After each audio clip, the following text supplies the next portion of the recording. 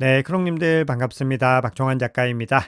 드디어 트럼프 풋이 나오면서 암호화폐와 미 증시가 폭등하는 움직임을 보였습니다. 그동안 최근에 시장의 상황이 굉장히 좋지 못했는데도 패닉셀링 하지 않으시고 꾸준히 홀딩 하시면서 바이더딥 전략 가지고 가신 우리 크롱님들 정말 잘하셨습니다.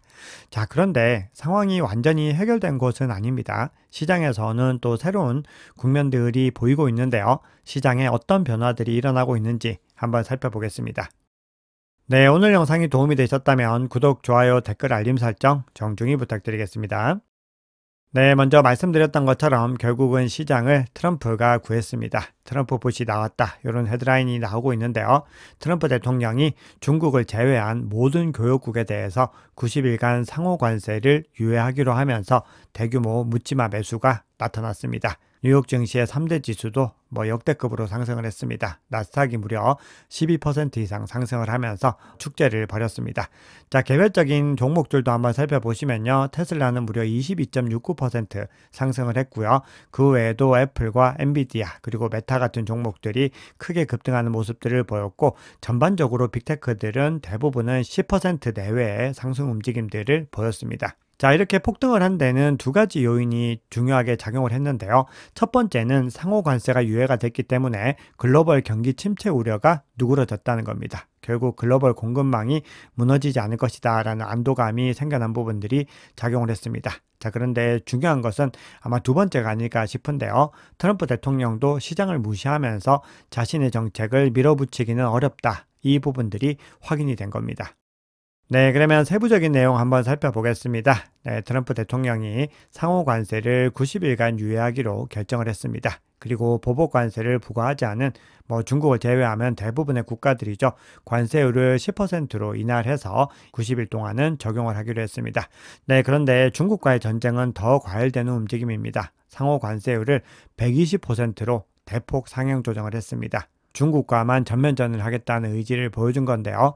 이런 스탠스가 미국의 입장에서는 더 유리합니다. 전체 국가들의 상호 관세를 부여했을 때는 오히려 중국을 중심으로 해서 무역망이 형성될 수 있는데, 이렇게 중국만 고립시키게 됐을 때는 미국이 더 우위에 설 수 있는 겁니다. 왜냐하면 미국이 무역 적자 국가이기 때문에 그렇습니다. 자, 다만 그럼에도요, 중국에 대한 관세를 이렇게 높였기 때문에 중국이 재보복할 가능성 여전히 열려 있습니다. 그렇게 되면은 세계 1위, 2위 경제대국이 무역 전쟁이 더 격화되기 때문에 글로벌 경기에 악영향을 미칠 수가 있습니다. 네, 그런데 흥미로웠던 것은 트럼프 대통령이 어제 트루스 소셜에서 지금이 매수 기회이다 이런 멘트를 남겼습니다. 그러고 나서 관세 유예가 발표되면서 그야말로 급등하는 움직임을 보였는데요. 결국은 본인이 무너뜨렸던 증시를 본인의 손으로 다시 회복시키는 그런 그림을 보여줬습니다. 네, 그런데 상호 관세가 유예가 되면서 시장에서 기대하고 있는 금리 인하 시기는 더 느려질 수 있다. 이런 전망들이 나오고 있습니다.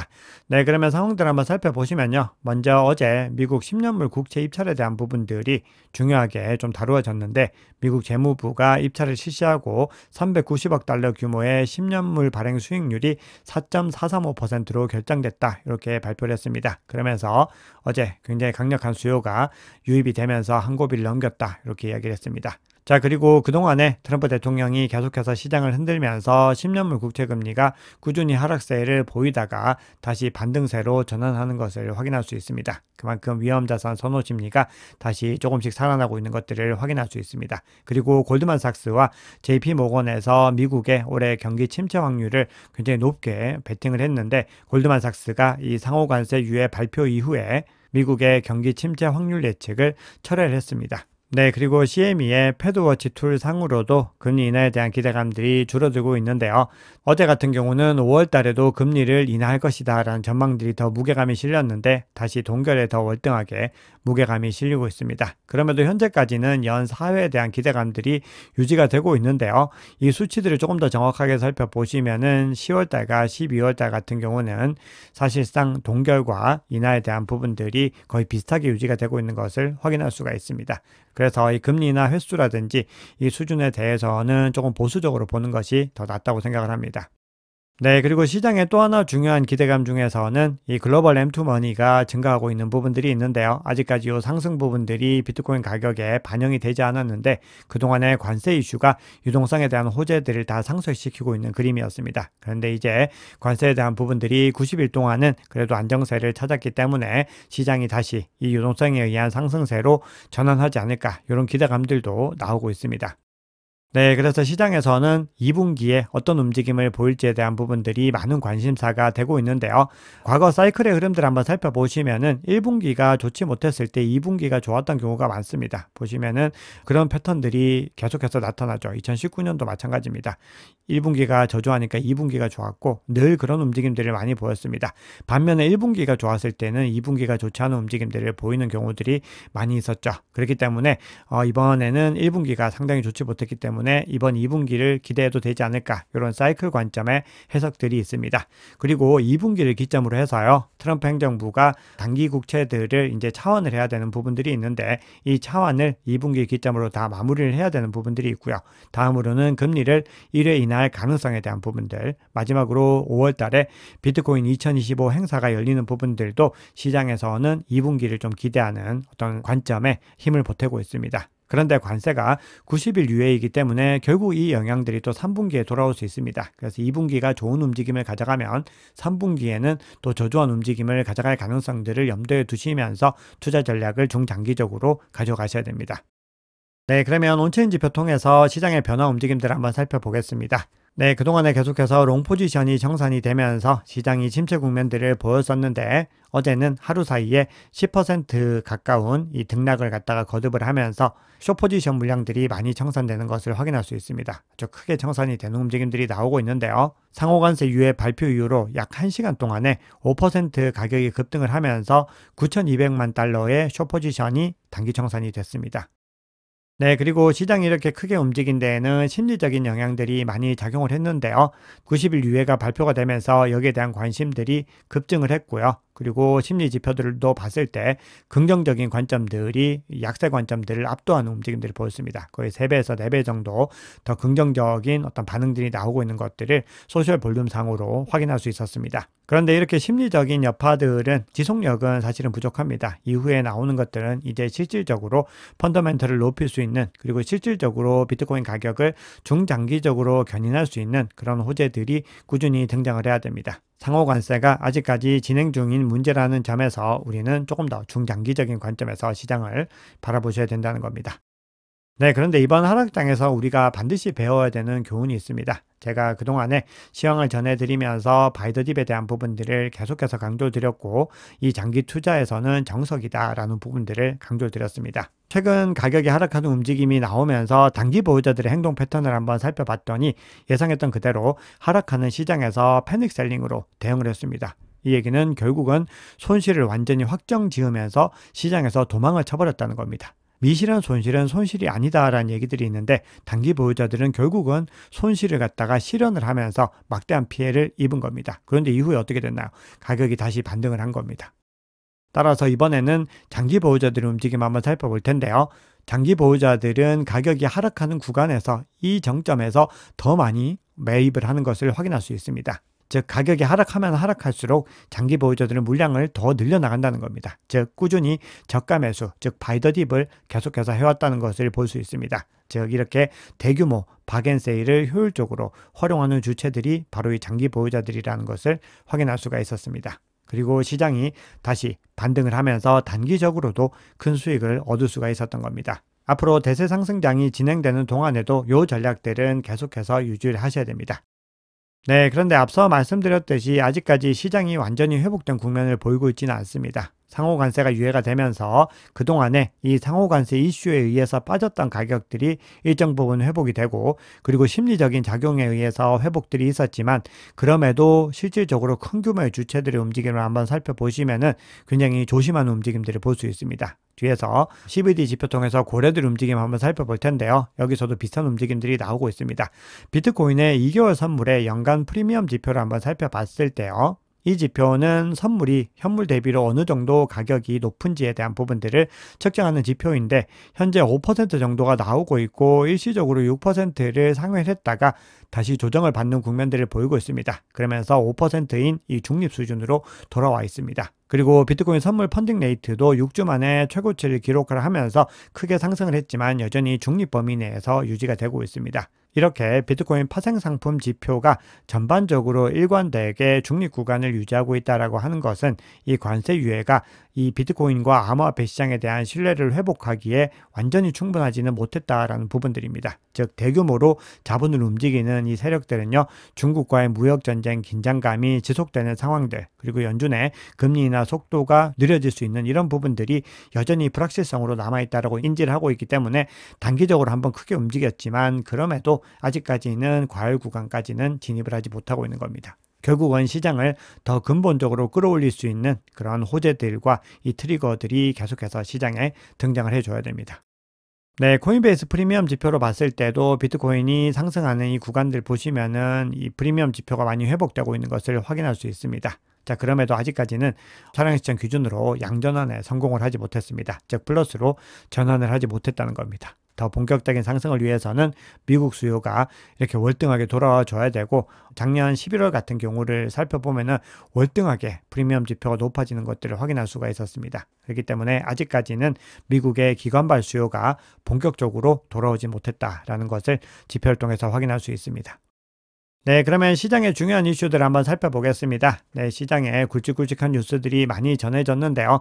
그 중에서도 지금 시장에서 좀 주목해야 되는 뉴스들 위주로 한번 살펴보겠습니다. 네, 로이터가 중국 최고 지도자들이 관세 관련 부양책을 논의할 예정이다, 이렇게 밝히고 있습니다. 그러면서 시장 안정화 조치에 대해서도 논의할 예정이라고 밝혔는데요. 자, 이 부분들을 좀 중요하게 봐야 되는 것은 미국의 상호 관세가 공식 발효가 되면서 미국은 중국에 125% 관세를 부과했습니다. 그렇게 되면은 중국은 수출 경쟁력이 굉장히 약세 국면을 보이게 되는데 이 상황을 타개하기 위해서 위안화의 약세를 유도를 할 수 있습니다. 이렇게 됐을 때 중국 자본이 유출이 될 텐데 이 자본들이 어디로 유입될 것인지를 살펴봤을 때 비트코인이 될 것이다, 이런 관점들이 많이 있습니다. 결국은 지금의 상황들, 즉 무역 전쟁이 진행되고 있는 상황들이 비트코인이라고 하는 자산에는 불리하게 작용하지 않는다라는 부분들입니다. 네, 이번에도 로이터에서 전한 소식인데요. 파키스탄이 잉여 전력 일부를 비트코인 채굴과 그리고 인공지능 데이터 센터에 할당할 계획이라고 전했다고 합니다. 네, 이렇게 국가적인 차원에서 비트코인 채굴을 하거나 비트코인을 매집하는 움직임들이 꾸준히 이어지고 있고 앞으로도 늘어날 전망입니다. 그래서 미국을 중심으로 해서 비트코인이 제도권 자산이 되면서 이 자산 자체가 여러 국가들의 포모를 자극했고 결국은 올해는 국가적인 단위에서의 채택이 늘어나는 원년이 될 것이다 라는 부분들이 중요합니다. 네, 그리고 SEC가 드디어 이더리움 현물 ETF의 옵션을 승인을 했습니다. 이렇게 옵션 상품을 승인을 하게 되면은 이더리움의 기관 수요가 늘어날 수 있는 트리거가 되기 때문에 향후에 이더리움에 어떤 영향을 미칠지 한번 지켜보셔야 됩니다. 두 가지 중요한 부분들이 있었는데요. 옵션과 스테이킹 두 가지 중에서 하나가 이제 이루어졌고 더 중요한 스테이킹은 아직까지는 시간이 조금 더 필요한 상황입니다. 네, 백악관 암호화폐 대통령 자문위원회 위원장인 보 하인스가 다음 달에 열리는 비트코인 2025 행사에 참석을 하는데요. 본인의 엑셀을 통해서 이렇게 얘기를 하고 있습니다. 도널드 트럼프 미국 대통령은 진정한 암호화폐 대통령이다, 이렇게 얘기를 하면서 그의 리더십을 따르면은 미국은 암호화폐와 새로운 금융기술의 황금기를 열게 될 것이다, 이렇게 얘기를 합니다. 그러면서 기존 바이든 행정부를 비판을 하고 있는데요. 암호화폐 기업들은 바이든 행정부 당시에는 무기화된 이 사법 시스템의 희생자가 되었었다, 이렇게 얘기를 합니다. 결국은 이 트럼프 대통령의 암호화폐에 대한 이 방향성은 찐이고 중장기적으로 트럼프 임기 동안에 암호화폐는 많은 힘을 얻게 될 것이다, 이렇게 이야기를 하고 있습니다. 그 관점에서 결국은 지금 아직까지 비트코인을 비롯한 암호화폐가 본격적인 랠리에 가지 않았기 때문에 지금은 여전히 기회라고 볼 수가 있는 겁니다. 자, 그리고 크립토타르도 다음 달에 열리는 비트코인 컨퍼런스 행사에 연설할 예정이라고 합니다. 백악관 고위 관계자가 2명이나 이 행사에 참석을 예정을 하고 있는 겁니다. 자, 그런 가운데서 미국의 재무장관인 스콧 베센트도 관련된 부분들에 힘을 실어주고 있는데요. 은행협회 컨퍼런스에 참석해서 블록체인, 스테이블코인, 그리고 새로운 결제 기술의 혁신을 발행할 수 있는 규제를 재평가하겠다, 이렇게 얘기를 합니다. 즉 앞서 얘기했던 블록체인과 스테이블코인 그리고 이 암호화폐, 크립토 산업을 부양할 수 있는 방향성을 모색하고 이것들을 가로막고 있는 규제적인 장애물을 검토를 해서 계속해서 해결해 나가겠다라고 하는 이 의지를 보여준 겁니다.